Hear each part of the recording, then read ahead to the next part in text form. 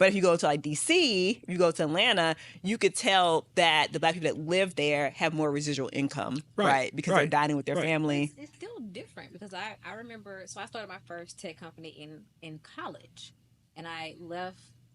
I guess my parents' wishes, more so my dad. I left Mississippi and I moved to Silicon Valley, San Jose to be exact. And I always tell that I tell this I'm telling this story because I was in San Jose. I left San Jose. I built my first tech company out ultimately in Austin, Texas.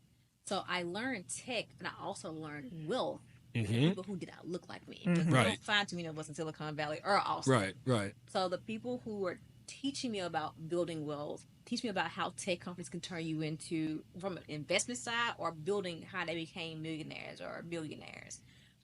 And then my second company, I started in New York, but I ultimately built that company out in Atlanta. And I always would tell people, I was like, living in Atlanta was so different in building a tech company.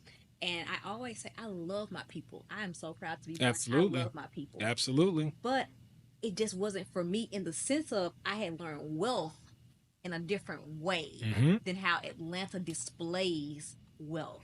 But do you feel like you learned the essence of Black wealth, though?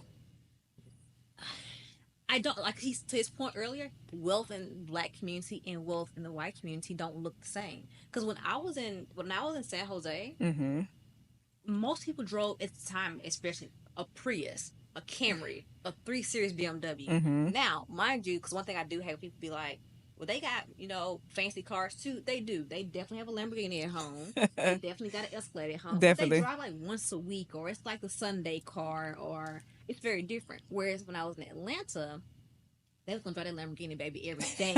Like they was gonna show that I got a Lamborghini at home. So it's not to take away from Atlanta because I'm proud of my Black people in Atlanta and DC, but because I had learned wealth from the white community more so, it was very different being in Atlanta. Sure, absolutely. And it's because, in my opinion, because you've already seen it, you have it. You know, I'm guilty of it. I mean, I know where I live. She knows where I live. You know what I mean? And my boys are like, "Oh, we're not doing this." They're used to it. That I'm not. We not. No, Dad. That costs too much. The property taxes. But they're used to it. Yeah.